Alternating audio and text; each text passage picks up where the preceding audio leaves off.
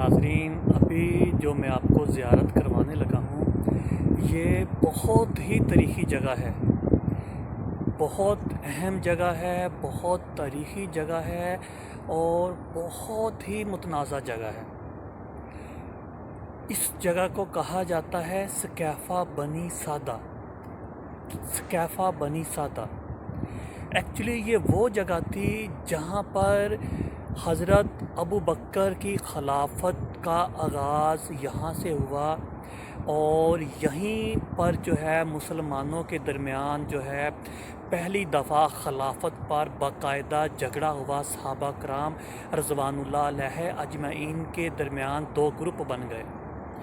ایک گروپ جو تھا وہ انصار کا تھا،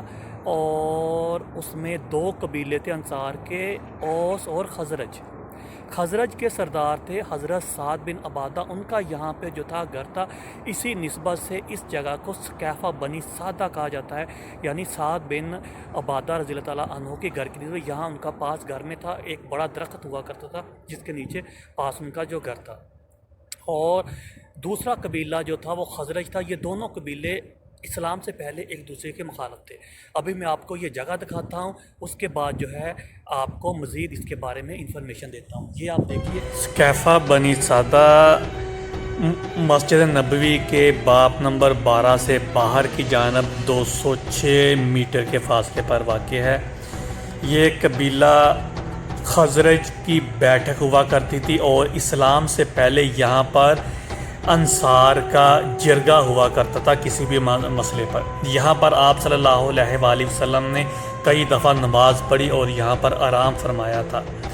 اب یہ جگہ جو ہے ایک باغیچے میں تبدیل کر دی گئی، اس کے چاروں طرف باؤنڈری ہے اور اندر اس کے درخت وغیرہ لگائے ہوئے، باہر اس کا بورڈ لگا ہوا سقیفہ بنی سعدہ۔ یہ وہی جگہ ہے جہاں پر آپ صلی اللہ علیہ وآلہ وسلم کی وفات کے بعد پہلی دفعہ انصار کے دونوں قبیلے اوس اور خزرج کا مشترکہ جو اجتماع ہوا تھا، اور ان کی ڈیمانڈ یہ تھی، ان کا مطالبہ یہ تھا کہ جو سردار ہوگا، جو خلیفہ ہوگا، وہ مہاجرین میں سے نہیں انصار میں سے ہوگا، اور حضرت سعد بن عبادہ جو خزرج کے سردار تھے وہ خلافت کے دعوے دار تھے۔ اوس خزرج کا مخالف قبیلہ تھا، اور وہ جو تھے ان کی مخالفت کر رہے تھے، اور وہ سردار اپنے میں سے چاہتے تھے۔ تیسری تجویز یہ تھی کہ ایک جو خلیفہ ہے وہ انصار میں سے ہوگا اور ایک خلیفہ مہاجرین میں سے ہوگا۔ جب حضرت ابو بکر، حضرت عمر اور حضرت ابو عبیدہ کو اطلاع ملی تو آپ فوراً یہاں پر پہنچے، اور اس طرح تیسرا گروہ وجود میں آ گیا مہاجرین میں سے۔ اور یہاں پر سب سے پہلے حضرت ابو بکر صدیق رضی اللہ تعالیٰ عنہ نے تقریر کی، حضرت عمر نے تقریر کی، اور جو خلافت ہے وہ انصار کی بجائے مہاجرین کی طرف منتقل کرنے کے لیے دلائل اور احادیث دیں۔ حضرت ابو بکر، حضرت عمر فاروق،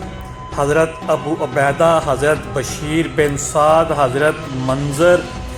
اور حضرت عبد الرحمن بن عوف نے بھی اس جرگے میں تقاریر کی، اور کچھ نے انصار کی بیعت پر زور دیا، کچھ نے مہاجرین میں سے خلیفہ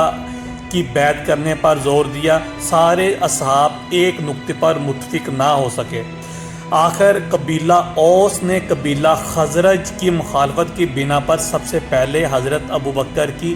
بیعت کر لی، اور یوں حضرت ابو بکر صدیق رضی اللہ تعالیٰ عنہ جو تھے وہ خلیفہ ڈکلیئر ہو گئے، اور آپ نے مسجد نبوی میں آ کر اپنی خلافت کا باقاعدہ اعلان کر دیا۔ حضرت ابو بکر صدیق رضی اللہ تعالیٰ عنہ کی بیعت کی مخالفت کرنے والوں میں قبیلہ خزرج کے سردار حضرت سعد بن عبادہ جو بہت جلیل اور قدر اور اعلیٰ مرتبہ والے صحابی تھے، وہ ان کے بیٹے سعید بن سعد، ان کے باقی ساتھی اور مہاجرین و انصار میں سے جو بڑے بڑے صحابہ ہیں جنہوں نے حضرت ابو بکر کی بیعت کی مخالفت کی، ان میں حضرت عباس بن عبد المطلب حضور پاک کے چاچا، ان کے بیٹے حضرت فضل بن عباس، زبیر بن عوام حضور پاک کی پھوپھی کے بیٹے، خالد بن سعید، مقداد بن عمر، حضرت سلمان فارسی، حضرت ابو ذر غفاری، حضرت عمار بن یاسر، حضرت برا بن عازب اور حضرت ابی ابن کعب رضی اللہ تعالیٰ عنہ جیسے جلیل اور قدر صحابہ بھی شامل تھے۔ ان کے علاوہ مقداد بن عمر اور ابو سفیان بھی شروع میں اس فیصلے کے مخالف تھے۔ یہاں پر غیر جانبدار ہو کر ایک سوال ہے کہ اگر حضرت ابوبکر صدیق رضی اللہ تعالیٰ عنہ آپ پر درود و سلام ہو، بہت جلیل القدر آپ صحابی ہیں، اگر حضور اکرم صلی اللہ علیہ وآلہ وسلم نے آپ کو کلیئر طور پر خلیفہ نامزد کیا ہوتا تو انصار جن کا ہزاروں کی تعداد میں یہاں پر ایک بہت بڑا اجتماع تھا، اور انہوں نے کیا وہ حضور اکرم صلی اللہ علیہ وآلہ وسلم کے اس فیصلے کو نہیں جانتے تھے کہ حضور اکرم صلی اللہ علیہ وسلم نے حضرت ابوبکر کو اپنے بعد جانشین نامزد کیا ہے؟ اگر وہ جانتے تھے تو انہوں نے پھر یہاں پہ جرگہ کیوں منعقد کیا؟ اور یہ تو سراسر آپ صلی اللہ علیہ وآلہ وسلم کے فیصلے کی کھلی خلاف ورزی تھی۔ تو اس سے صاف ظاہر ہے کہ آپ صلی اللہ علیہ وآلہ وسلم نے ظاہری طور پر کسی کو بھی جو ہے خلیفہ نامزد نہیں کیا۔ ہاں ایک واقعہ بہت مشہور ملتا ہے کہ مقام غدیر کے موقع پر آپ صلی اللہ علیہ وآلہ وسلم نے واضح طور پر فرمایا تھا کہ میرے بعد جو مولا ہوگا وہ علی ہوگا، من کنت مولا فہذا علی مولا، کہ جس کا میں آقا اور مولا ہوں اس کا علی مولا ہے۔ تو یعنی جیسے میں آپ کے نزدیک عزت و محترم والا ہوں، آپ کا سردار ہوں، آپ کا آقا، اسی طرح علی میرے بعد آپ کے آقا ہوں گے۔ اور اس حدیث کے تقریباً 230 راوی بھی ہیں۔